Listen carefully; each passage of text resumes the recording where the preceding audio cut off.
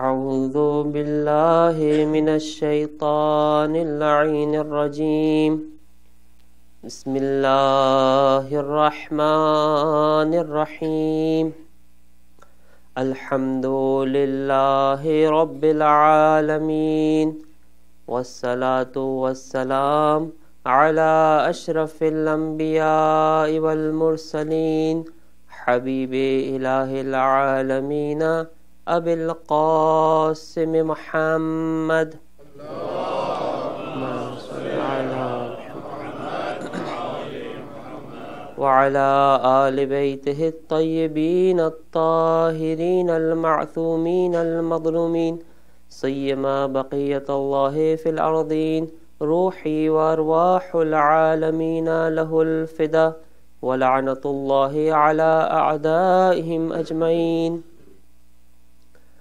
اللهم لعن أول ظالم ظلم حق محمد وآل محمد وآخر تابع له على ذلك اللهم لعن الإصابة التي جاحدت الحسين وشايعت وبايعت وتابعت على قتله اللهم لعنهم جميعا رب اشرح لي صدري ويسر لي أمري واحلل عقدة من لساني يفقه قولي أما بعد فقد قال سبحانه وتعالى في محكم كتابه المجيد وفرقانه الحميد وقوله الحق بسم الله الرحمن الرحيم لقد كان لكم في رسول الله أسوة حسنة صلوات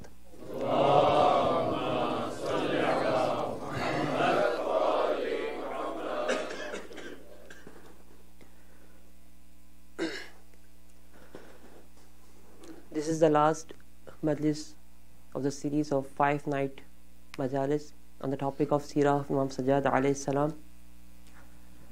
First of all, I am thankful to Allah subhanahu wa ta'ala and 14th Masumeen alayhi salam give us the tawfiq to gather here and discuss some of the events which took place in the life of Imam Sajjad alayhi salam. Definitely we are not able to cover the complete Seerah of Imam Sajjad, but inshallah this will be the beginning of understanding the Seerah of Imam Masumeen, specifically the Seerah of Imam Sajjad. And inshallah later on Allah subhanahu wa ta'ala and Masumeen alayhi salam will help us to understand these Seerah and to act according to these Seerah, inshallah. Secondly, according to the teachings of Ahl Bayt alayhi salam, as they told us that man lam yashkur al-makhluq lam yashkur al-khaliq, I would like to thank all of those people. Due to their efforts we are here. Those who are in the front, they are working in front and we saw them, but there are a lot of people who are behind the curtain and their efforts were there. May Allah bless them and increase their tawfiqat, inshallah. And especially thankful to the Masumeen management who give us the opportunity to gather here and commemorate the martyrdom of Imam Sajjad alayhi salam. I'm also thankful to all the brothers and sisters during these majalis who gave their suggestions. Some of them call me, thank me and tell me that some of the points discussed here, some of them have quite positive critiques, and alhamdulillah it will help me to improve my things. But I told you in the beginning of these sessions in these majalis, and I want to repeat it again, that during these majalis, whatever you listen, if there were some good points, it was not from me, it was from some great scholars, which inshallah I will mention later on. And if there were some mistakes, definitely it was from me, my own understanding, the way I speak. So definitely if you see anything good, it is not from me, it is from these scholars. And inshallah we have to be thankful to these scholars who give us the opportunity to understand the Islam in the true way and the true Muhammadan Islam, and they explain us what is the right Seerah of Ahl Bayt alayhi salam. Just want to mention these scholars and the books they written, so that if anybody wants to continue their research on this topic, they can continue this research. I mentioned you that this specific way of looking at the Seerah of Masumeen alayhimus salam, that you are looking at the Seerah not as an individual, but you are looking at all these 14 Masumeen as a single person who lived for 250 years. This way of thinking is started by one of the great scholars of this era, that is Shaheed Baqir Sadr. And one of his famous book, it is known as Aimmatul Ahl Bayt, Dauruhum fi Tahthin al-Risalatil Islamiyya. It is in Arabic, and I don't think it's translated in English, but if anybody of you know English, then they can benefit from this book, and it is definitely one of the greatest book that is written on the Seerah of Ahl Bayt alayhimus salam. The second person which I want to mention, and which changed my own understanding about the Seerah and a lot of teachings of Islam, is the great scholar, the martyr Shaheed Mutahhari rahmatullah alayh. This scholar, his books, I specifically recommend the youth to definitely read his book, understand his book, his teachings, and this is one of the responsibility of the youth, that if you want to understand the true Islam, the true picture of Islam, the pure Muhammadan Islam, he is the person which is recommended by a lot of scholars of our time, that you should read his books, his teachings, and try to understand what he said about Islam. There are a lot of lectures, like series of lectures and the articles written by this great scholar. One of them is in Persian. It is known as Seerah the Seerah Nabawi, which is translated in Urdu as Seeratun Nabawi Ek Mutala. And I mentioned in the beginning that we recited Surah Fatiha for Shaykh Saeed Haider Zaidi. He translated this book into Urdu, and this book is available in Urdu, and this book is also available online on the website of Darul Thaqalain, who printed this book. This book was also translated in English. Those who could not able to read Urdu, they can read the English version of that book, and this book is also available in the PDF format. If anybody wants, I can give the soft copy of this so that they can read that book and understand that book. Other than these two scholars, which unfortunately right now they are not living with us, they are martyred, definitely their books are with us, but alhamdulillah, there is another great scholar which are alhamdulillah with us. He is alive, and his teachings, his speeches right now are telling us what is the right Islam, and he is the leader of our time, Ayatollah Sayyid Ali Khamenei. Allahu Akbar, Allahu Akbar, Allahu Akbar, Khamenei Rahbar. The book, the series of lecture which he wrote, first of all he wrote some articles, and then he delivered some speeches about that, and after that some of his students converted this into form of the book. It's called in Persian, it is known as Insani Doist Panjah Sale. It is alhamdulillah almost translated in English as the man of 250 years life. Soon inshallah it will be available in the market inshallah. But in Urdu, some of those articles which were at the beginning he wrote down in the before Islamic revolution, they are translated same by Shaykh Saeed Haider Zaidi by the name of Peshwai Sadiq.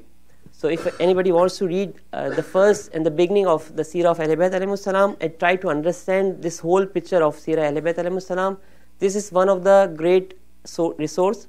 And if you want to understand the Seerah, most of the things which we discuss in these majalis, the basic point, the basic things are discussed by Sayyid Ali Khamenei in his own lectures and articles.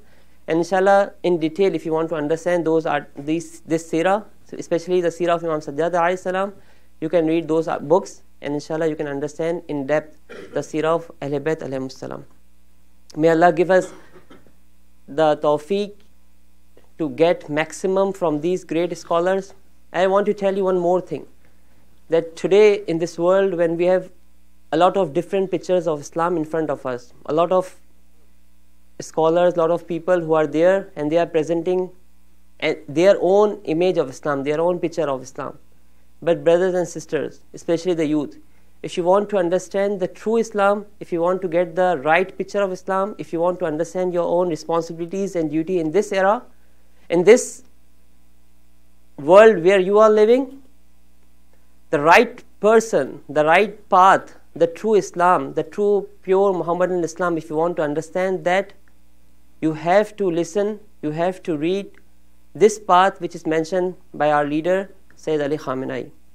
Please recite the salawat. Allahumma salli ala Muhammad wa ali Muhammad. The vision, the view, the way he is thinking, it is quite amazing. And you know, I think sometimes for subcontinent people, it is known that we are the people who remember after the death of a person, murda paras type of thing. That when the person died, we say, oh, what was the great person? For example, in Pakistan, we have a great scholar named Shaheed Arif Hussain al-Hussaini. When he was there in this Pakistan, he was living with us. Nobody knows him. Nobody knew him. But right now, when he died, everybody is showing that he was the closest person to that martyr, that great scholar. Try to be the nation who understand the people, who know the people when they are alive, and get the maximum benefit from them. Right now, his speeches are translated live by some of the international agencies. Why not we? If we know that he is the right person, he has the right path, he know the way the Muslims should be, he know how the Islam can be propagated in this world, and what is the way Islam can become the true religion for them, and how the oppressed people of this world can get rid of these oppressors. So come and understand this thing and try to follow the path mentioned by this great leader. There is a letter written by the Rahbar for the Western people, Western youth, but definitely indirectly he is talking to us, those people who are living in the West, so that we can understand what our responsibility is to promote Islam in this place where we are. Definitely for every person who is living in any specific location, he has different responsibilities. For us who are living in the West, we have different responsibilities, and we have to understand that.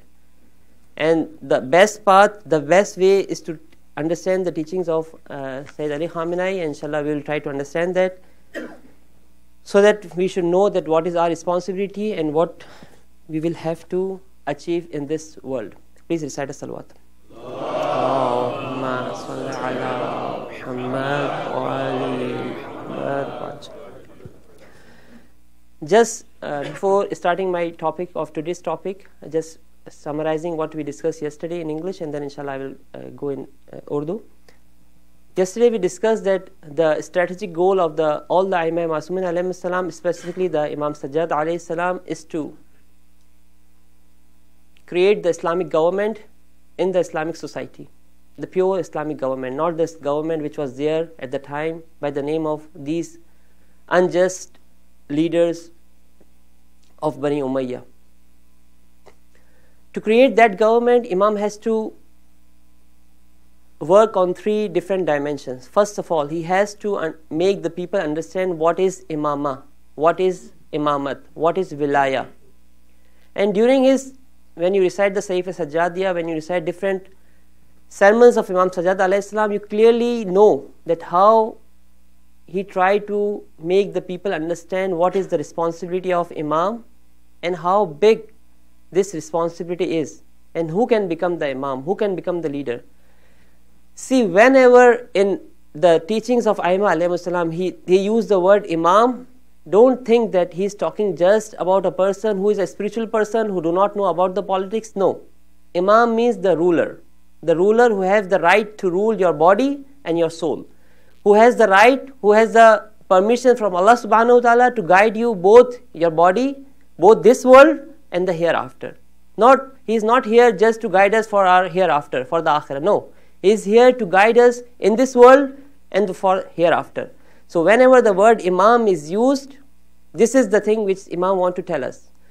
And this is the thing when you study the different du'as of Imam Sajjad, the different supplications for Imam Sajjad in Seerah of Sajjad, you clearly understand that Imam is pointing out on this point. I told you yesterday that try to read the dua, specifically the dua number 48 of Seerah of Sajjad, when he discussed the dua, the supplication of Yawmul Jum'ah, the day of Friday, and there he discussed what is the Imam is, what is the responsibility of Imam, and who has the right to become the Imam. The second thing, what is the responsibility of what Imam Sajjad has to do is to clear the Islamic ideology. He wants to clearly mention to the people Islam in a proper sense, the true Islam, the comprehensive Islam, the holistic Islam, not just the Islam of some rituals. The Islam that can become the constitution for the new government, for the Islamic government. That's why when you recite, for example, Risalatul Hukuk of Imam Sajjad, okay, Imam Sajjad discussed the hukuk, the responsibility of me about my parents, towards my teacher, towards different things. But in the same Risalatul Hukuk, Imam discussed the responsibility of the Ummah towards the Imam. He discussed the responsibility of Imam towards the Ummah. So he's not talking about the Imam, those Imam who are right now become those tyrants who are there as the Khalifa of Islamic Ummah. He's talking about the true Imam. And that's why he's asking the people to support that Imam so that he can become the true leader of their Ummah, and then he can guide the Ummah towards the right direction. And, and the third thing which Imam wants to make is the Ummah itself.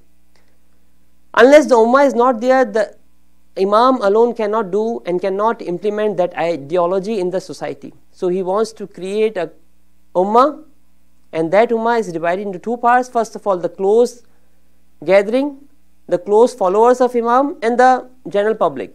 So for both of them, Imam has strategy and Imam planned for that. Imam decided to how to work for them. So from yesterday we start some of the hadiths of Imam Sajjad alayhi salam, where he discussed with the general public. His audience are the general public, general Muslims, general Muslim people, and there he tried to create and try to make them understand what Imam is, and try to make them remind them about Allah subhanahu wa ta'ala, about Prophet Muhammad sallallahu alayhi wa sallam. Please recite salawat.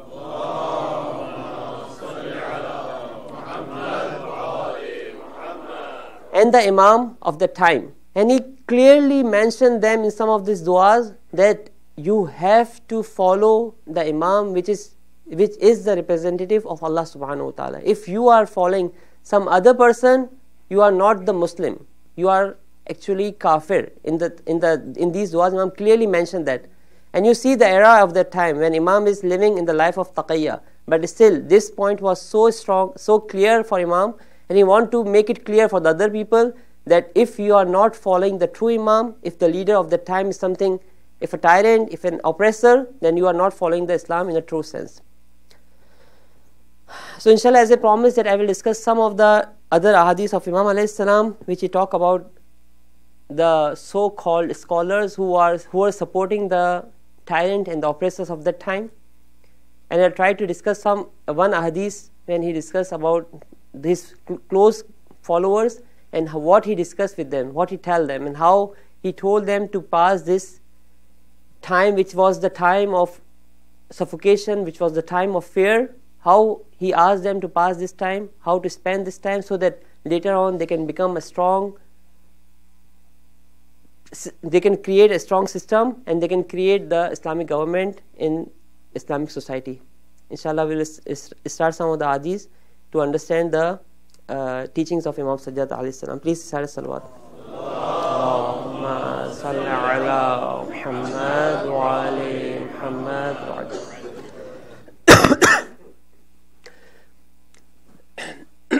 जब आप इमाम सज्जाद की दुआओं का मुताला करते हैं, जैसे मैंने आपसे कहा कि इन दुआओं का मुताला करते हुए एक एक जुमला जो है वो कीमती है, एक एक जुमला ऐसा है कि जो ख़जाना है, मामूली जुमलात नहीं है इमाम सज्जाद की. बाज़ औक़ात जब आप दुआओं को पढ़ते हैं तो आप कसरत के साथ, अगर आपने चंद दुआओं का इमाम का मुताला किया होगा, कसरत के साथ आप देखते हैं कि इमाम सज्जाद मोहम्मद व आले मोहम्मद पर दुरूद भेजते हैं. एक बार दुरूद भेजो मोहम्मद.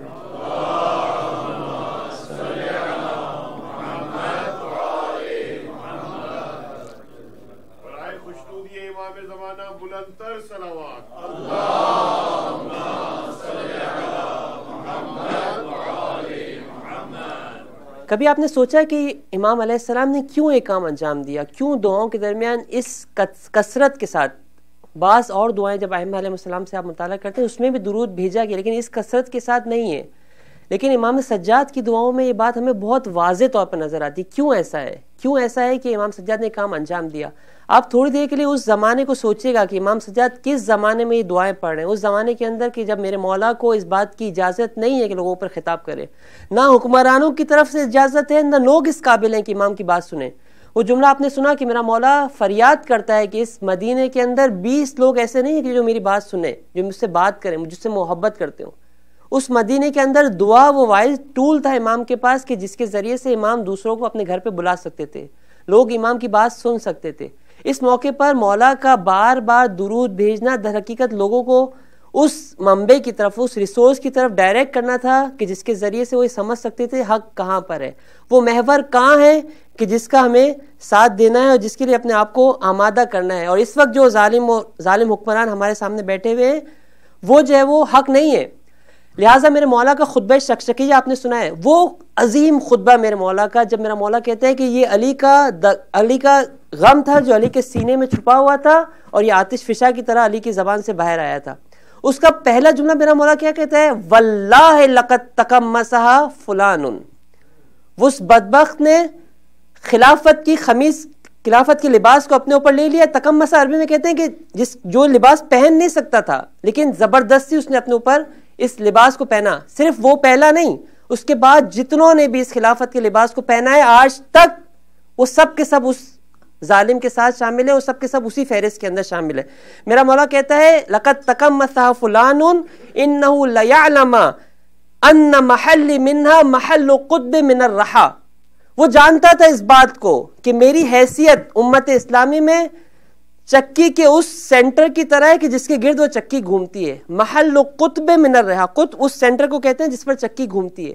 میرا مولا کہتا ہے امامت اس مرکز کا نام ہے, ولایت اس مرکز کا نام ہے جس پہ پوری امت جس کے گرد چکر لگاتی ہے, جس کے گرد طواف کرتی ہے. اگر اس مرکز کو, اس محور کو اپنی جگہ سے ہٹا دیا جائے گا تو یہ امت اپنی جو ذمہ داری ہے اس کو ادا نہیں کر سکتی, پھر ظلم کے خلاف اپنے چکر لگا رہی ہوگی. یرحدر عن السیل ولا یرکا الی الطیر. پھر میرا مولا اس خطبے کو انجام دیتا. بہت خوبصورت خطبہ جو میرے مولا کا, کہ جس کے بعد ابن عباس کہتا ہے کہ جب اس ظالم نے آ کے مولا کو روکا تو کہا کہ یہ واحد خطبہ تھا کہ جس کے بعد مجھے افسوس ہوا کہ کیوں علی خاموش ہو گئے, کیوں علی نے اس کے بعد ادامہ نہیں دیا. جب ابن عباس نے مولا سے کہا تھا تو ابن عباس مولا کہتے ہیں کہ یہ شکشکیہ تھا, یہ ایک علی کا آتش فشاں تھا جو علی کے دہان سے جاری ہوا, بس وہ اب جو ہے وہ رک چکا, اب جو ہے دوبارہ جاری نہیں ہوگا. مولا کی کلمات بہت قیمتی کلمات ہیں. ان کلمات کو ہم لوگوں کو جو اپنے آپ کو علی کا شیعہ کہتے ہیں اپنے گھروں میں فریم کر کے لگانے چاہیے. صبح و شام ان جملوں کی تلاوت کرنی چاہیے اور دیکھنا چاہیے کہ علی کیسے شیعہ دیکھنا چاہتا ہے, کیسے شیعہ بنانا چاہتا ہے,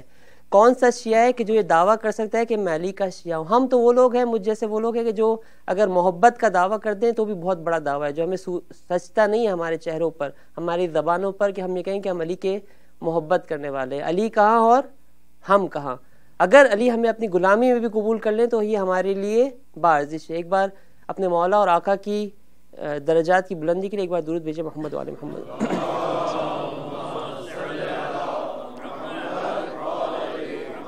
ذکر صلوات ہے. میں ایک جملہ آیت اللہ مصباح یزدی سے سنا تھا, وہ تکرار کرتا ہوں آپ کے ساتھ. کہتے اگر مصباح یزدی کہتے ہیں کہ میں اپنی جوانی کے اندر اپنے ایک استاد کے پاس گیا اور سوال کیا کہ ہم صلوات کیوں بھیجتے ہیں, ہمارے پاس جو کچھ بھی ہے وہ محمد و آل محمد کا دیا ہوا ہے, جو کچھ بھی ہے وہ انہیں کا دیا ہوا ہے.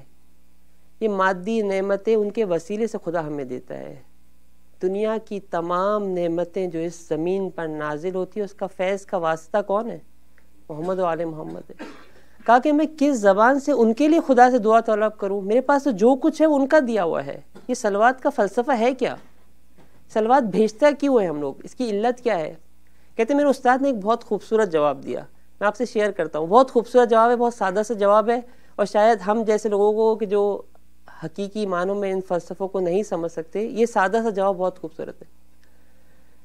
کہا کبھی تم نے اس باغبان کو دیکھا ہے, اس گارڈنر کو دیکھا ہے جو باغ میں کام کر رہا ہو, جو اپنے باغ کے اندر کام کر رہا ہو, غلام ہے, ورکر ہے جس کو بھیجا گیا ہے کام کرنے کے لیے باغ کے اندر.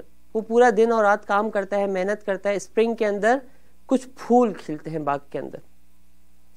باغ کا مالک جو ہے وہ اس سے ملاقات کرنے آتا ہے اسپرنگ کے پہلے ویک کے اندر. کہتا ہے کہ میں جا کے دیکھتا ہوں کہ बाग के अंदर कौन से रंग के फूल खिले हैं, इसकी खुशबू कैसी है। बाग का मालिक जब गेट पे आता है तो ये गुलाम, ये नौकर, ये खादिम क्या करता है, ये खादिम कुछ फूलों को तोड़ता है और जो सबसे खूबसूरत फूल होते हैं, जो सबसे उसकी नज़र में अजीम, बहुत ही मोस्ट ब्यूटीफुल होते हैं, उन सारे फूलों को चुनता है, एक छोटा सा गुलदस्ता बनाता है और मालिक की खिदमत में पेश कर देता है। कहते हैं काम जो करता है वो सही करता है या नहीं करता। कहा आका, अपने उस्ताद से कहते हैं कि यही काम उसको करना चाहिए, उसके अलावा क्या कर सकता है। तो कहा ये फूल, ये सारा ज़मीन, ये बाग किसका है। कहा मालिक का है। तो कहा ये जब फूल दे रहा है इसको क्या फ़ायदा हो रहा है, उसको मालिक, उसको भी मालूम है कि ये फूल खुद मालिक के दिए हुए फूल हैं, फिर मालिक की खिदमत में क्यों देता है। कहा फ़कत एक अर्ज़ इरादत है, फ़कत एक इजहार मोहब्बत है कि मेरी तरफ से ये तोहफ़ा कबूल करें, जबकि आप भी जानते हैं, मैं भी जानता हूँ कि जो कुछ भी है वो आपका दिया हुआ है, मेरे पास कुछ भी नहीं है। ये मोहम्मद और आले मोहम्मद पर जो मैं और आप दुरूद भेजते हैं ये भी तौफीक है मोहम्मद और आले मोहम्मद की तरफ से, और ये फूल है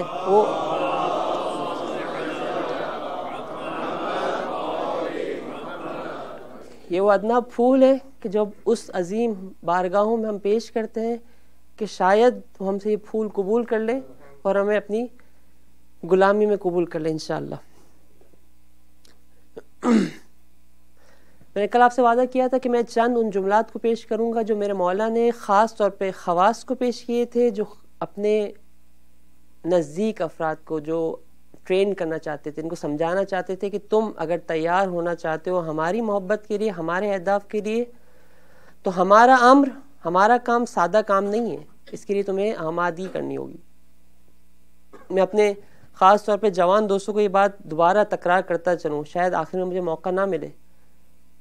Brothers and sisters, especially the youth, when we are reading the Seerah of Imam Sajjad, take this point if you do not understand anything from this Seerah, and which is this. Imam Sajjad tell us that when Imam Sajjad accept the Imamah in the 61th Hijrah, there was no one to support him. He was alone at that time. There was no human resources with him. There was no financial resources with him. With minimum resources, he get the maximum output. He reached the best what he can achieve from this 35 years. Why?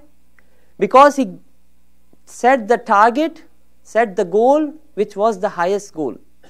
And that goal, as I told you, that to have the Islamic government, the government of justice of the time. But the point I want to mention you is that with minimum resources, if you want to set the goal for yourself, set the maximum goal, the maximum target, and you can achieve it. Trust that you can achieve it. Or I can say that you have to achieve it. But why? Because we are waiting for our Imam. We are waiting for a person who has to create the government, the Islamic government, the government of justice throughout the world. And there will be a miracle. We have to perform our own self, this thing. Okay? So when you are doing anything, when you are planning something with minimum resources, try to set the target, the goal which is the maximum. Don't satisfied with the short goals, with the short targets. Sometimes some people tell us that if you want to participate in this government, in this society, the only way we have is to participate through the vote. Okay? I'm not discussing that is it right or wrong. But I am telling you, if we accept the voting is the right thing, it is one of the minimum thing what we can do in this system. You can set the maximum target. You can change this system completely. Look at the history of Rasulullah sallallahu alaihi wasallam. When he started, there were only 3 persons: Rasulullah, Imam Ali alayhi salam, and Hazrat Khadija. What they did at the end of 23 years? What they did? What they achieved? Through their own targets. When they say, okay, we have to do, they did. We studied the Seerah of Imam Sajjad alayhi salam. We started when there were 3 followers, just 3 followers. And after 35 years, he converted this thing, that after 35 years, 4,000 people were listening to Imam Muhammad Baqir and Imam Jafar Sadiq alayhi salam. So you can achieve it. Have big targets in your mind. Don't think that, okay, we can do this and just do the small things and say that, okay, I fulfill my responsibilities. Okay, you have to do these small things, but you can achieve the big targets, and you have to achieve this big target. And believe that you can do it. And you have to do it. Because youth, in the history of the revolutions, when you read the history of the revolution, they bring the change. They can change this world and they have to change this world. Inshallah, Allah subhanahu wa ta'ala give us the tawfiq that we can change this world and we can fulfill our responsibility in this part of the world so that we can prepare this world, this space, this country for the reappearance of our Imam Ajjallahu ta'ala Farajahu Sharif. Allahumma salli ala Muhammad wa ali Muhammad. امام علیہ السلام نے اپنے اس خطبے میں اس جملے کے اندر weekend night بھی میں شاید زیادہ جملات کو عرض نہیں کروں گا، لیکن میں اس جملے کے اندر وہ جو جملات امام نے اپنے خواص سے کہے اس کے 2 جملے آپ کے سامنے پیش کرتا ہوں، اور وہ جملے کے جو امام نے درباری علماء کو کہیں ان کے 2 یا 3 جملے آپ کے سامنے عرض کرتا ہوں، آپ کی زحمتوں کو تمام کرتا ہوں. میرا مولا خواص شیعہ کو جب ان شیعہ کو تیار کرنا تھا کہ جو آ کر امام کا ساتھ دینے والے تھے، امام کے خصوصی صحابی بننے والے تھے، امام ان کو اس طرح سے کہتے ہیں کفان اللہ وإیاکم قید الظالمین وبغی الحاسدین وبطش الجبارین. اے میرے چاہنے والو، خداوند عالم ہمارے لیے کافی ہے. یہ ظالمین، جابرین، اپریسرز جو کچھ کر رہے ہیں ان سب کے مقابلے میں خدا تمہارے لیے کافی ہے. فقط خدا پر توکل کرنا، باقی کسی اور چیز پر توکل نہ کرنا. ایھا المؤمنون. دیگر میں آپ سے جو فرق بتا رہا ہوں کہ کیوں میں کہہ رہا ہوں، ہم کہہ رہے ہیں کہ یہ روایت جو ہے وہ امام نے خصوص شیعوں سے کہی ہے کیونکہ میرا مولا کہتا ہے ایھا المؤمنون. بقیہ روایتوں کے اندر میرا مولا کہتے ہیں ایھا الناس. اس روایت کے اندر میرا مولا کہتا ہے ایھا المؤمنون. پھر میرا مولا کہتا ہے لا یفتننکم طواغیث واتباعہم من اہل الرغبۃ فی الدنیا. اے میرے چاہنے والوں، اے میرے ماننے والوں، ایسا نہ ہو کہ یہ طاغوت، یہ ظالم حکمران یا وہ لوگ، اب دیکھیں امام نے 2 گروہوں کی طرف اشارہ کیا. ایک گروہ وہ ہے کہ جو خود ظالم ہے، ایک وہ لوگ ہیں کہ اتباعہم جو خود ظالم نہیں ہے لیکن ان کو سپورٹ کرنے والے، ان کے ساتھ دینے والے. کون ہے؟ من بیان کر رہے ہیں من اہل الرغبۃ فی الدنیا، کہ جو دنیا کی طرف راغب ہے، دنیا نے ان کو اپنی طرف اٹریکٹ کر لیا ہے. المائلون الیہ المفتونون بہا المقبلون علیہا وعلی حطامہا. 3 صفات مولانا نے بتائی. وہ لوگ کہ جن کو دنیا نے دھوکہ دے دیا، جو لوگ دنیا کی طرف مائل ہیں اور جو لوگ جو ہے وہ دنیا کی طرف روح کیے ہوئے ہیں. اس تفصیل میں جائے بغیر کہ اس سے کیا مراد ہے، میرا مولا ان سب چیزوں کے بعد کہتا ہے اپنے شیعہ و اپنے چاہنے والوں کو، یہ کہتا ہے کہ یہ سارے ظلم و ستم جو تم پر کیے جا رہے ہیں اس کی وجہ کیا ہے. مولا کہتے ہیں وَإِنَّ الْأُمُورَ الْوَارِدَ عَلَيْكُمْ فِي كُلِّ يَوْمٍ وَلَيْلَةٍ. یہ سارے ظلم و ستم جو تم پر کیے جا رہے ہیں، جو تمہیں ظلم و ستم کا شکار کیا جا رہا ہے، اس کے بعد ان ظلم و ستم کو میرا مولا ذکر کرتا ہے، کہتا ہے وَحَیْبَةِ السُّلْطَانِ وَوَسْوَسَةِ الشَّیطان. یہ جو ظالم لوگوں نے تم پر ایک سفوکیشن کیا ہوا، جو فیئر کی انوائرمنٹ کریٹ کی ہوئی، جو ہیبت تمہارے اوپر طاری کی ہوئی ہے، اور شیطان کا وسوسہ. دیکھیں سلطان، ظالم حکمران اور شیطان کو پیرلل میں کھڑا کیا مولا نے، کہا کہ یہ جو شیطان ہے اس کی دوسری صورت جو ہے وہ اس ظالم حکمران کی صورت میں تمہارے سامنے جو ہے موجود ہے. یہ سب کچھ کیوں ہے؟ لِتُثَبِّتَ الْقُلُوبَ عَن نِّيَّتِهَا وَتُذْحِلُهَا عَن مَوْجُودِ الْخُدَى. یہ فقط ایک ہی ہدف رکھتے ہیں. یہ فقط کیا ہدف رکھتے ہیں کہ تمہیں اپنے ارادوں سے، تمہیں اپنے ٹارگٹ سے دور کر دیں، اور موجود خدا ہدایت کا جو مینار تمہارے درمیان موجود ہے امام کی صورت میں، اس سے تمہیں ہٹا دیا جائے. وَمَعْرِفَةِ أَهْلِ الْحَقِّ، اور اہل حق کی معرفت سے تمہیں جو ہے وہ دور کر دیا جائے. البتہ میرا مولا کہتا ہے إِلَّا مَنْ عَصِمَ اللَّهُ، مگر یہ کہ خداوند عالم تمہاری حفاظت کرے اور تمہیں جو ہے وہ اپنے حفظ و امان میں رکھے. پھر میرا مولا ان لوگوں کو کہتا ہے کہ یہ جو کچھ تمہارے ساتھ ہوا، ماضی کے واقعات کو تم جانتے ہو. شاید میرے مولا کا اشارہ واقع حرہ کی طرف ہو، شاید میرے مولا کا اشارہ واقع کربلا کی طرف ہو، شاید اس مظالم کی طرف. اس کے بعد میرا مولا لیکن اس کے بعد نتیجہ لیتا ہے کہ یہ سارے مظالم تم نے دیکھ لیے، اگر تمہیں ان تمام مظالم سے نجات حاصل کرنی ہے فقط ایک راستہ ہے تمہارے پاس. وہ راستہ کیا ہے؟ فاستعینوا باللہ، خدا سے مدد طلب کرو. وارجعوا الی طاعتی، اور واپس تمہیں پلٹنا ہے خدا کی اطاعت کی طرف. ظالم حکمرانوں کی اطاعت سے ہٹ کے عبودیت خدا کی طرف آؤ.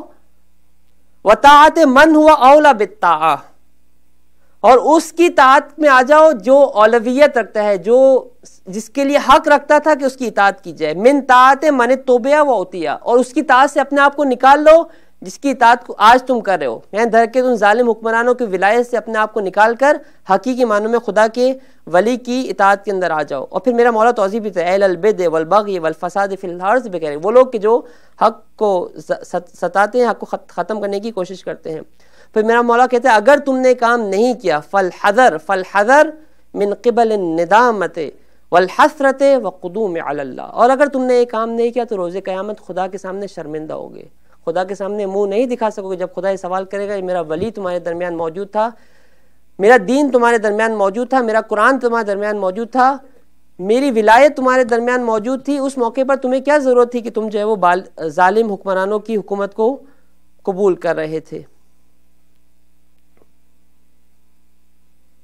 پھر میرا مولا کہتا ہے کہ آخر کا جملہ ہے میرا مولا کا اسی حدیث کے اندر، یہ حدیث جو ہے تقریباً 3 صفحوں کی تحف العقول کے اندر یہ پوری حدیث ہے کہ جس کے اندر میرے مولا نے اپنے چاہنے والوں کو منشور دیا ہے، اپنے چاہنے والوں کو بتایا ہے کہ تمہیں کیا کام انجام دینا ہے۔ وَإِيَّاكُمْ وَصُحْبَةَ الْعَاصِينَ وَمَعُونَةَ الظَّالِمِينَ، اور خبردار گناہ گاروں کی صحبت سے دور رکھو اپنے آپ کو، ان کا ساتھ مت دینا، وَمَعُونَةَ الظَّالِمِينَ، اور کسی بھی طرح سے کسی ظالم کے مددگار مت بننا، وہ مجاورت الفاسقین، اور اب فاسق لوگوں کے ساتھ نزدیک مت ہونا، کیونکہ یہ لوگ جو ہے تمہیں دین خدا سے دور کر دیں گے۔ کیونکہ پھر مولانا جو ہے وہ تعبیر استعمال کرتے ہیں کہ یہ لوگ جو وہ ہیں کہ جو ولی خدا کے مقابلے میں کھڑے ہیں اور ولی خدا کو جو ہے وہ تم سے دور کر رہے ہیں۔ اس کے بعد آخری جملہ میرے مولا کا یہ ہے، وہ خلاصہ میرا مولا بتا رہا ہے کہ تمہیں اگر یہ کام انجام دینا ہے تو تمہیں ایک کام کرنا ہوگا، اور وہ بنیادی ترین مسئلہ ہے کہ جو میرے مولا نے بتایا ہے، تمام اہل بیت علیہ السلام نے ہمیں بتایا ہے، اور وہ ہے حب دنیا۔ اگر اس بیماری کو میں اپنے آپ سے دور نہیں کر سکا تو میں کبھی اہل بیت علیہ السلام کا ساتھ نہیں سکتا۔ میرا مولا عجیب و غریب جملہ کہتا ہے، خیر اس جملے کی اس روایت کے اندر نہیں، ایک اور روایت کے اندر میرا مولا کہتا ہے اولا حر یدعو هذه اللماذة لأهلها یعنی الدنیا۔ لماذا کہتے ہیں بعض عربی ڈکشنری کے حساب سے جب انسان کھانا کھا لیتا ہے، دانتوں کے اندر کوئی چیز پھنس جاتی ہے، کچھ چیز آپ کے دانتوں کے درمیان رہ جاتی ہے، اس کو عربی میں کہتے ہیں لماذا۔ اس کی انسان کے ذہن میں کتنی ارزش ہے، کتنی ویلیو ہے انسان کے ذہن میں۔ انسان جو ہے وہ چاہتا ہے کہ اس کو جلد سے جلد اپنے جدا کر لے، نہیں چاہتا کہ ایک لمحے اس کے ساتھ رہے۔ تو میرا مولا دنیا کو، پوری دنیا کو، دنیا کی زر کو بر کو، دنیا کے مادی لذات کو لمازہ سے تعبیر کرے۔ امام کہتے ہیں کوئی حر ہے، کوئی آزاد بندہ ہے کہ جو اس لمازہ کو اس کے اہل کے حوالے کر دے، کہ جو اس کے اہل ہے، جو اس پستیوں کے لائق ہے ان کے حوالے کر دے اور خدا کا حقیقی بندہ بن جائے۔ فَلَيْسَ لِأَنفُسِكُمْ ثَمَنٌ إِلَّا الْجَنَّةُ، میرا مولا کہتا ہے کہ تمہاری قیمت، تمہاری ویلیو مارکیٹ کے اندر جنت سے کم نہیں ہے۔ دیکھیے ایک شخص جب مارکیٹ میں آتا ہے، بعض اوقات کینیڈا کے اندر سیل لگتی ہے اور کہا جاتا ہے کہ ایک $10 کی چیز جو ہے وہ $2 میں بک جاتی ہے، ہم جو ہے وہ ہمیں دھوکہ دیا جاتا ہے، پہلے $1 کی چیز $10 میں بیچی جاتی ہے اور پھر اس کو سیل پہ لگا کے $2 میں بیچا جاتا ہے، ہمیں کہا جاتا ہے سیل لگائی گئی ہے، لیکن ان کو بھی معلوم ہے کہ اس کی قیمت ہی $1 ہے، ہم 10 سے جو ہے 2 بھی لے کے ہمیں نقصان ہونے والا نہیں ہے۔ اب مولا جو ہے ہمیں اپنی منیمم قیمت بتا رہے، درحقیقت مولا یہ بتا رہے اگر اپنے آپ کو سیل پہ رکھنا ہو تو اس سے کم قیمت پہ نہیں بیچنا، یہ تمہارا نقصان ہو جائے گا۔ اگر اپنے آپ کو سیل پہ بیچنا ہو کسی اور کے ہاتھوں پہ تو اس سے کم قیمت پہ نہیں بیچنا، ورنہ اگر بیچنا ہے تو اس علی کی طرح بیچو کہ جو بستر رسول کے اوپر آ کے جب کہتا ہے تو خداوند عالم کیا کہتا ہے، جنہوں نے اپنی جانوں کو بیچا رضائے خدا کے مقابلے میں۔ یہ ہے حقیقی قیمت کہ جو علی نے ہمیں بتائی، یہ آپ کی میکسیمم ویلیو جو علی نے بتائی ہے۔ لیکن میرا مولا کہتا ہے کہ اگر تم اس ویلیو پہ نہیں جانا چاہتے، منیمم پہ اپنے آپ کو سیل کرنا چاہتے تو میں منیمم ویلیو تمہیں بتا دیتا ہوں۔ کیا کہا، فَلَيْسَ لِأَنفُسِكُمْ ثَمَنٌ إِلَّا الْجَنَّةُ، منیمم ویلیو جس پہ تمہیں اپنے آپ کو بیچنا ہے وہ جنت ہے۔ فَلَا تَبِيعُوهَا بِغَيْرِ، اس سے کم پہ نہیں سودا کرنا اپنا، اس سے کم پہ سودا مت کرنا، اس سے کم پہ اپنے آپ کو مت بیچ دینا۔ اگر بیچنا بھی ہے تو کم از کم اتنا تو لے کے جاؤ جو تمہاری ویلیو ہے، اس سے کم پہ اپنے آپ کو کیوں بیچتے ہو۔ میرا مولا کہتا ہے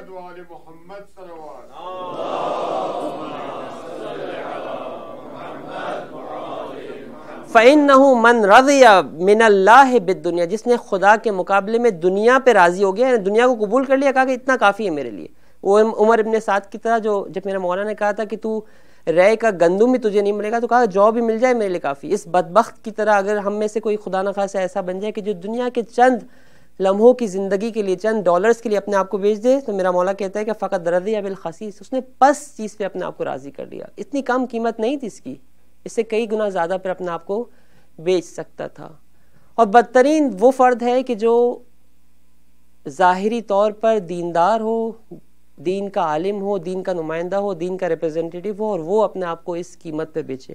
اور میرے مولا کے زمانے میں ایسے افراد موجود تھے، خاص طور پر محمد ابن شہاب الزہری، جو ایک سمبل ہے، یہ ایک حقیقت کا نام ہے جو تاریخ کے اندر کبھی بلم باورا کی شکل میں ہوتا ہے، کبھی قاضی شرعی کی شکل میں ہوتا ہے، کبھی ابن شہاب الزہری کی شکل میں ہوتا ہے، اور کبھی آپ آج کے زمانے سے جو ہے اس کو تعبیر کر سکتے ہیں۔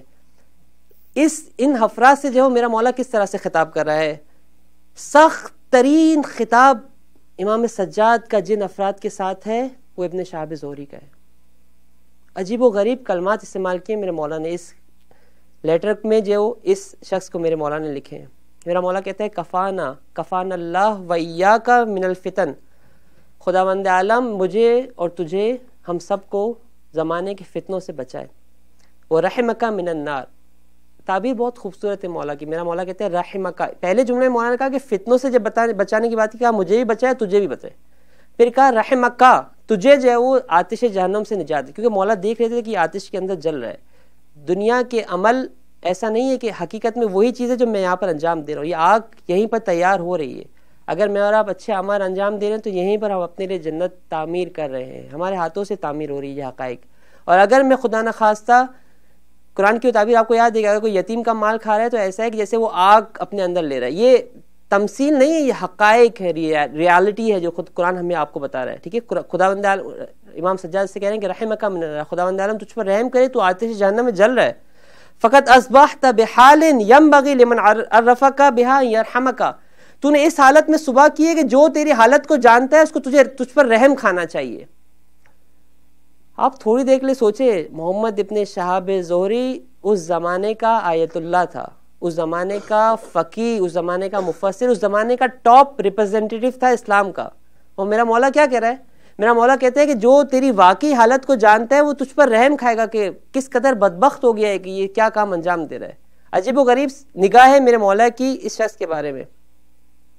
میرے مولا کہتے ہیں کہ اس کی ساری نعمتیں گنتے ہیں کہ خداوند عالم نے تجھ پر کیا نعمت دی. خداوند عالم نے تجھے فقہ کی نعمت ادا کی، خداوند عالم نے تجھے علوم قرآن کی نعمت ادا کی، خداوند عالم نے تجھے حدیث کی نعمت ادا کی، خداوند عالم نے تجھے عمر دی. خداوند عالم نے ایک ایک نعمت ذکر کرنے کے بعد میرا مولا کہتا ہے کہ مگر تجھے خدا قرآن کی آیت نہیں سنی، لئن شکرتم لازیدنکم ولئن کفرتم ان عذابی لشدید. یہ تو نے نہیں سنا کہ اگر تو خدا کی نعمتوں کا شکر ادا کرے گا تو نعمتوں میں اضافہ ہوگا، اور اگر تو نے جو ہے وہ خدا کی نعمتوں کا کفر کیا تو تجھے جو ہے وہ عذاب کا شکار ہونا پڑے گا. پھر میرا مولا کہتے ہیں اب اس کو بتاتے ہیں فانظر ای رجل، نام بھی نہیں لیا اس کا، کہا کہ اے مرد دیکھ تو کیا کر رہا ہے. تکون غدا اذا وقفت بین ید اللہ، جب روز قیامت تو خدا کی بارگاہ میں کھڑا ہوگا، اور فاسألک عن نعمہ، اور خداوند عالم اپنی نعمتوں کے بارے میں سوال کرے گا. کیف رأیتہا وعن حججہ علیک کیف قضیتہا ولا تحسبن اللہ قابلا منک بالتعذیر ولا راضیا منک بالتقصیر. اور اس وقت تیرے سے کوئی عذر قبول نہیں کیا جائے گا، کوئی جو ہے وہ تجھ سے تیری جو ہے وہ جو سوری ہے وہ قبول نہیں کی جائے گی. میرا مولا کہتا ہے کہ تو نے مگر نہیں سنا، ہیہات لیس کذالک احد علی العلماء فی کتاب. خداوند عالم نے اپنی کتاب قرآن مجید میں علماء سے وعدہ کیا. کیا وعدہ کیا؟ ایک وعدہ کیا خدا نے، لَتُبَيِّنُنَّهُ لِلنَّاسِ وَلَا تَكْتُمُونَهُ. خدا نے وعدہ یہ کیا ہے کہ تم حقیقی اسلام ان کو بتاؤ گے، حق کو نہیں چھپاؤ گے. وَلَا تَكْتُمُونَهُ، حق کو چھپاؤ گے نہیں، جو بھی حق ہے اس کو واضح طور پر عوام کو، لوگوں کو بتاؤ گے تاکہ حقیقی معنوں میں لوگ اس کی پیروی کر سکے. میرا مولا کہتا ہے کہ تو نے جو اس نعمت یہ تجھ پہ ذمہ داری تھی، کم ترین کام جو تو نے کیا وہ کیا کیا. وَعْلَمْ ادنا ما قتمت واخف ما احملت. میرا مولا کہتا ہے کہ جو کم ترین برائی تیرے ساتھ ہے، جو کم ترین گناہ جو تو اپنے کندھوں پہ لے کے جا رہا ہے وہ کیا لے کے جا رہا ہے. اس جملے کو سنیے گا اور دیکھیے گا میں جو آپ سے بات کر رہا ہوں کہ مولا کی نظر میں سب سے اہم ترین چیز ہے کیا. میرا مولا کہتا ہے کہ ان آنست وحشت الظالم وسہلت له طریق الغی بدنوک منک حین دنوت. تو نے جو کام کیا وہ یہ کیا کہ ظالم کا جو وحشت تھی، ظالم کی جو احساس تھا لوگوں کے دلوں کے اندر کہ یہ ظلم ہے، یہ ظالم ہے، اس کو تو نے انس میں بدل دیا. تو ان لوگوں کے ساتھ تو نے اس ظالم کو لوگوں کی نظر میں اچھا کر کے پیش کرنا شروع کر دیا. اب یہ لوگ اس کو اچھی نگاہ سے دیکھنا شروع ہو گئے ہیں. وَسَّحَلْتَ لَهُ الطَّرِيقَ الْغَيَّ، اور تو نے جو ہے وہ فراہم کیا کہ یہ ظلم کے بازار گرم کرے، ورنہ اگر تو ان کا ساتھ نہیں دیتا تو عوام کبھی بھی جو ہے اس کے پیچھے نہیں چلتے. اور جب اس نے تجھے پکارا تو نے اس کی آواز پر لبیک کہا. میرا مولا کہتا ہے کہ فما اخفونی، مجھے خوف اس بات کا ہے. میرا مولا دیکھیں کس قدر رحیم ہے. اس شخص کے بارے میں بھی مولا خوف کرے، مولا ڈر کرے. کس بات کا؟ ان تکون تبوء باسمک غدا مع الخون. یہ جو خیانت کار ہے، یہ جو ظالم ہے، یہ جو گناہ گار ہے، کل تو بھی ان کے ساتھ محشور ہوگا، کیونکہ یہ اس خیانت نہیں کر سکتے، یہ ظلم نہیں کر سکتے تھے اگر تو ان کا ساتھ نہیں دیتا.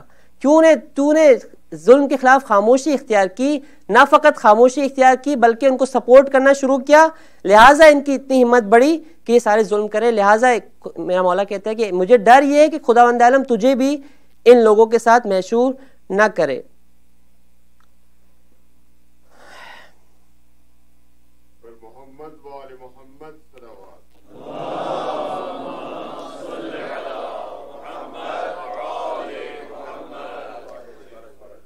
فقط ایک جملہ میرے مولا کا آخری جملہ جو اس شہاب زہری کو میرے مولا نے لکھا تھا، میرا مولا کہتا ہے اولیس بدعائہ ایاک حین دعاک یجعلوک، جب بھی ان لوگوں نے تجھے پکارا اپنے ساتھ دینے کے لیے، تیرے سے ایک کام لیا ان لوگوں نے. وہ کیا کام لیا؟ جعلوک قطبا اداروا بک رحا. واپس وہی کلمہ جو مولا نے خطبہ شکشکیہ میں استعمال کیا تھا، یہاں پر امام سجاد استعمال کر رہے ہیں. انہوں نے کیا یہ کہ تجھے اپنی طرف بلایا اور تیرے ذریعے سے وہ قطب قائم کیا، وہ سینٹر قائم کیا کہ جس کے اوپر ان کی پوری چرخش ہو رہی ہے، جس کے اوپر ان کی جو ہے وہ یہ چیز جو ہے وہ سائیکل جو ہے چل رہی ہے. اگر تو وہ قطب نہ بنتا تو یہ لوگ کبھی اپنی سائیکل کو، ظلم کی سائیکل کو نہیں چلا سکتے. تیرے ذریعے سے انہوں نے وہ قطب بنایا، وہ سینٹر بنایا کہ جس کے اوپر ان کی ظلم کی ساری چکی چلنا شروع ہوئی. وَجِسْرًا يَعْبُرُونَ عَلَيْكَ إِلَىٰ بَلَایَاهُمْ، اور تیرے ذریعے سے ایک پل بنایا، ایک برج بنایا کہ جس کے ذریعے سے انہوں نے اپنے مظالم کو تیرے سپورٹ کے ذریعے سے اس پہ عبور کروایا. وَسُلَّمًا إِلَىٰ ذَلَالَتِهِمْ، اور تیرے ذریعے سے وہ لیڈر بنائی، وہ سیڑھی بنائی کہ جس کے ذریعے سے انہوں نے گمراہی کو اپنے کمال تک پہنچا دیا. وَدَاعِيًا إِلَىٰ غَيِّهِمْ سَالِكًا سَبِيلَهُمْ.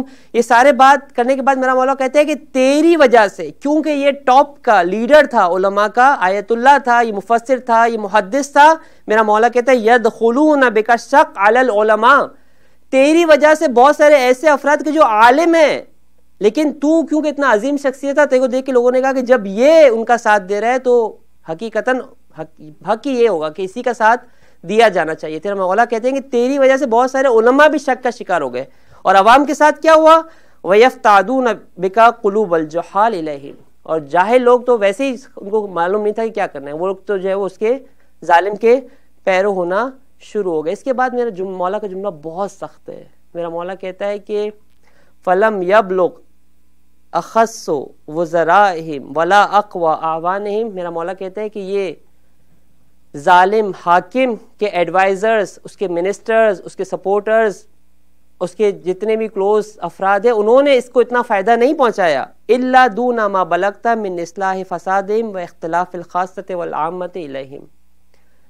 اس کی وجہ سے یہ لوگ اتنا زیادہ لوگوں کی مقبولیت حاصل نہیں کر سکے، لیکن انہوں نے کام کیا، لیکن کم تر کام کیا. وہ کام کہ جو تو نے کیا ہے، تو نے کیا کیا کہ ان کے فساد کو اصلاح بنا دیا، منکر کو معروف بنا دیا، ان کے برے کاموں کو اچھا کر کے لوگوں کو شو کرنا شروع کر دیا. اور اختلاف الخاصۃ والعامۃ الیہم، اور لوگوں کا آنا جانا ان کی گیدرنگز میں شروع ہو گیا، ان کے محفلوں میں جو ہے وہ لوگوں کا آنا جانا شروع ہو گیا. وہ لوگ کہ جو شاید اس سے پہلے ان لوگوں کو ظالم تصور کرتے تھے، ان لوگوں کو باغی تصور کرتے تھے، ان کو ظلم کا محور تصور کرتے تھے، ان کی نظر میں یہ لوگ اچھے ہو گئے.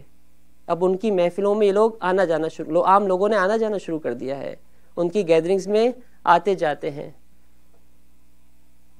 آج کی تعبیر میں استعمال کروں گا تو شاید نقصان دہ ہے میرے لیے، لیکن یہ کہ اب آپ جو ہے اس کو ترجمہ کر سکتے ہیں اپنی زبان کے اندر کہ آج کے دور میں میرا مولا کس طرح سے کہتا، اگر یہ جملات کو کہتا کہ اگر علماء نے یہ کام نہیں کیا ہوتا اور لوگوں کو بہت کلیئر بتایا ہوتا کہ خداوند عالم کو فقط و فقط ولایت کا حق ہے، اور خدا جن لوگوں کو اس زمین پر ولایت دیتا ہے ان کو ولایت کا حق ہے، تو کبھی عوام اور بعض خواص ان لوگوں کے پیچھے چلنا شروع نہیں ہوتے. اور در حقیقت اگر کسی موقع پر ان لوگوں کے ساتھ چلنا بھی پڑتا تو اس احساس کے ساتھ کرتے کہ در حقیقت ٹیمپریری ڈیسیشن ہے ہمارا کہ جو ہم یہ کام انجام دے رہے ہیں.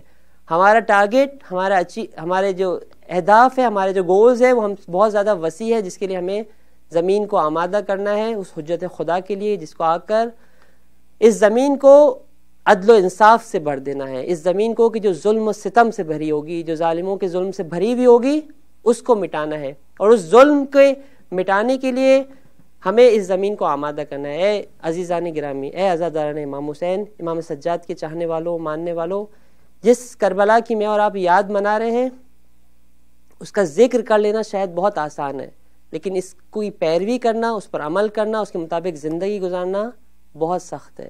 کربلا مجھے اور آپ کو یہ بتاتی ہے کہ جب تمام دنیا آپ کے مخالف ہو، جب تمام دنیا آپ کو باغی کہہ کر صدا کر رہی ہو، اس موقع پر بھی جو خدا کے راستے کے خلاف، خدا کے راستے کے مقابلے میں ایک قدم پیچھے نہیں ہٹنا ہے۔ انسان کو اپنی ذمہ داری کو ادا کرنا ہے، اپنے اہداف کو بلند رکھنا ہے، ان اہداف کی خاطر جو ہے وہ میری اور آپ کی راتوں کی نیندیں خراب ہونی چاہیے۔ جب تک یہ موقع نہیں آتا سمجھے ہم حقیقی معنوں میں کربلائی نہیں ہوئے، ہم حقیقی معنوں میں حسینی نہیں ہوئے، فقط زبانی ادعا ہے میرا اور آپ کا۔ اگر میں اور آپ اس وقت یقین کر لیں کہ اس وقت میرے گھر پہ حملہ ہونے والا ہے، اطراف میں چور بیٹھے ہوئے ہیں، لوگ حملہ کرنے والے ہیں، کیا میں رات کو بستر پہ سو سکتا ہوں اپنے بستر کے اوپر؟ ایک لمحہ مجھے نیند آتی ہے۔ فقط میرے چند $100 پہ اگر حملہ ہونے والا ہوتا ہے تو میری رات کی نیندیں حرام ہو جاتی ہیں، مجھے کھانا کھانے کا شوق نہیں ہوتا۔ آج ہمارا دین پہ حملہ کیا جا رہا ہے، ہماری ثقافت پہ حملہ کیا جا رہا ہے، ہمارے کلچر اور سویلائزیشن پہ حملہ کیا جا رہا ہے۔ میں اور آپ کس سکون کی نیند سو رہے ہیں، کس خواب غفلت کا شکار ہے؟ عزیزان گرامی، کربلا یاد ہم سب کو بیدار کرنے کے لیے آئی تھی، کربلا ہم سب کو اس خواب غفلت سے اٹھانے کے لیے آئی تھی۔ کربلا کو دوبارہ سے سونے کا ذریعہ مت بنائیے، کربلا کو نیند کی ان گولیوں کی طرح نہیں استعمال کیجئے کہ جو ہم استعمال کریں اس کے بعد آرام کی نیند سو جائے۔ نہیں عزیزان گرامی، کربلا بیدار کرنے کے لیے آئیے، کربلا جگانے کے لیے آئیے، کربلا ان جسموں کو، ان روحوں کو جو سن ہو چکی ہے ان کو دوبارہ سے یہ احساس دلانے آئی ہے کہ تمہیں زندہ رہنا ہے اور زندوں کی طرح زندگی گزارنی، کیونکہ زندوں کا امام غیبت کے اندر ہے اور زمین پر اس وقت مردہ زندگی گزار رہے ہیں۔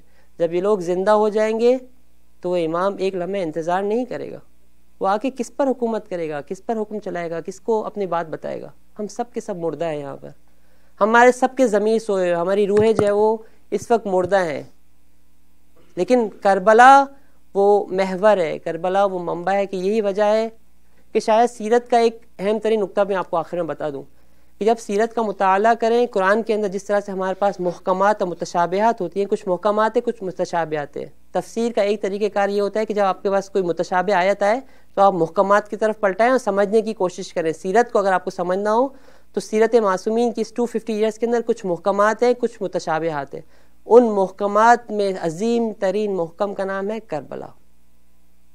یہی وجہ ہے کہ ائمہ معصومین نے ہر موقع پہ ہمیں کہا کربلا کو یاد رکھو۔ عید کا دن کہا زیارت امام حسین پڑھو، غم کا دن کہا زیارت امام حسین پڑھو، بعثت رسول کہا زیارت امام حسین پڑھو، ہر موقع پر کہا زیارت امام حسین پڑھو۔ کیوں مولا زیارت امام حسین؟ کیونکہ کہا حسین مصباح الہدا ہے، حسین ہدایت کا چراغ ہے، حسین کے مکتب سے تمہیں زندگی مل سکتی ہے۔ اگر حسین کو لے لیا ان قبلت قبلا ما سوا، حسین ہے ہماری نماز، حسین ہے ہماری حقیقت، مکتب حسین کو حقیقی معنوں میں اپنے دل کے اندر، اپنی روح کے اندر جذب کر لیں، ہماری دنیا بھی سنور جائے گی، ہماری آخرت بھی سنور جائے گی۔ اس دعا کے ساتھ ہی خداوند عالم ہمیں حقیقی معنوں میں کربلائی بنا دے اور حقیقی معنوں میں مکتب حسین کو سمجھنے اور مکتب حسین کے اس سچے پیروکار، اس سچے فرما بردار، اس سچے علمدار جو امام سجاد کی صورت میں ہمارے سامنے موجود ہے، اس کی زندگی پر عمل کرنے کی توفیق عطا فرمائے۔ آخر میں معذرت آپ لوگوں سے کہ اس سیرت کو جو حق تھا وہ ادا نہیں ہو سکا، لیکن انشاءاللہ خداوند عالم ہم سب کو توفیق عطا فرمائے کہ یہ ابتدا ثابت ہو ہمارے لیے اور ہم سیرت امام سجاد کے حوالے سے اور دیگر ائمہ علیہ السلام کی سیرت کے حوالے سے سوچنے، سمجھنے اور تفکر کرنے کی کوشش کریں انشاءاللہ۔ ایک بار درود پیش محمد والے محمد کا۔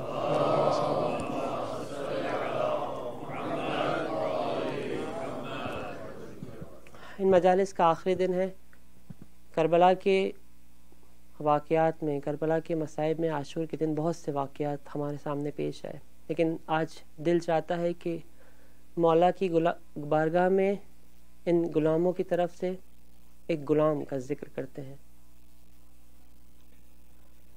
مولا جس طرح سے آپ نے اپنے غلام کو عزت و مقام دیا، ہمیں بھی اپنی غلامی میں قبول کرنے اس عظیم ہستی کے صدقے میں انشاءاللہ۔ اس عظیم ہستی کا نام ہے جون۔ مولا کا غلام حضرت ابو ذر غفاری نے اہل بیت کو ہدیہ کیا، زندگی بھر علی اور اولاد علی کی خدمت میں گزار دی، سن 61 ہجری میں مولا کے ساتھ کربلا میں تشریف لایا. روز عاشور ایک ایک کر کے حسین کے پروانے شمع کے گرد اپنی جان نچھاور کرتے رہے. ایک غلام انتظار کرتا رہا کہ ابھی حسین حکم دیں گے، آقا کا حکم آئے گا. غلام لبیک کہہ کر بارگاہ حسینی میں اپنی جان نچھاور کر دی. جو اپنے سامنے کئی شہیدوں کے جنازے دیکھ چکا، جون سے صبر نہیں ہوا. کہا آقا ایک درخواست لے کر آیا ہوں، کیا اس غلام کو یہ اجازت ہے کہ آپ کی بارگاہ میں اپنی جان نچھاور کرے؟ مولانا نے کہا جون تم ہمارے غلام ہو، تم نے ہمارے ساتھ اچھا وقت گزارا ہے، اب سختیوں کا زمانہ ہے، جاؤ میں نے تمہیں آزاد کیا. مقتل کا جملہ یہ ہے کہ یہ غلام حسین کے قدموں میں گر گیا. کہا مولا میرا رنگ سیاہ ہے نا، میرے جسم سے بدبو آتی ہے، شاید میرا خاندان کوئی مشہور خاندان نہیں ہے، شاید یہی وجہ ہے کہ آپ مجھے اجازت نہیں دے رہے کہ میرا خون آپ کے خون کے ساتھ مخلوط ہو جائے. مولا آپ کو آپ کے جد کا واسطہ مجھے اجازت دے دے کہ میرا یہ سیاہ خون آپ کے خون کے ساتھ مخلوط ہو جائے. حسین نے جب جون کے یہ جملے سنے، حسین نے کہا جون تمہیں اجازت، میں کہوں گا مولا امام زمان آپ کے کچھ خادم آپ کی بارگاہ میں حاضر ہے.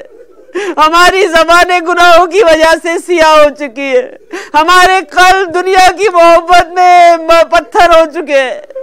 مولا آپ کو اس جون کا واسطہ جس خلوص کے ساتھ جس نے حسین کی بارگاہ میں اپنی جان کو نچھاور کیا، ہمیں بھی اس بات کی توفیق عطا فرمائے کہ آپ کے ہاتھوں پر ہمیں بھی شہادت نصیب ہو. یہ جون آگے بڑھتا ہے، جہاد کرتا جاتا ہے اور یہ کہتا جاتا ہے کفار دیکھو ایک سیاہ غلام حبشی غلام اپنے آقا کا کیسا دفاع کرتا ہے. روایت کا جملہ یہ ہے، تھوڑی دیر بعد مقتل میں آواز گونجی السلام علیکہ یا مولائی، آقا جون کا آخری سلام قبول کرے. میرا مولا فقط چند جنازوں پہ گیا، اس میں سے ایک جنازہ جون کا ہے. میں کہوں گا جون توبہ بہا خوشا بہا، تمہیں مبارک ہو، آقا تمہارے جنازے پر آئے. جون کے سر کو اپنے ہاتھوں میں لیا اور ایک دعا کی میرے مولا نے، اور کیا خوبصورت دعا کی، اللہم بید وجہا، خدایا جون کے چہرے کو سفید کر دے، وطیب ریحا، اس کے جسم سے خوشبو آنا شروع ہو جائے، واحشرہ مع الابرار، اور اے خدا اس کو اچھے لوگوں کے ساتھ، نیک لوگوں کے ساتھ، محمد و آل محمد کے ساتھ محشور کرنا.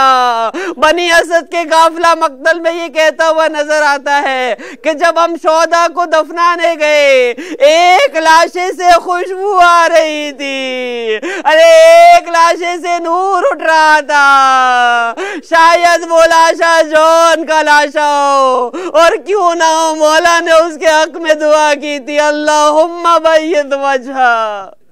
انا للہ و انا الیہ راجعون، رضا بقضائہ و تسلیما لامرہ، لا معبود سواک یا ارحم الراحمین. ماتم حسین.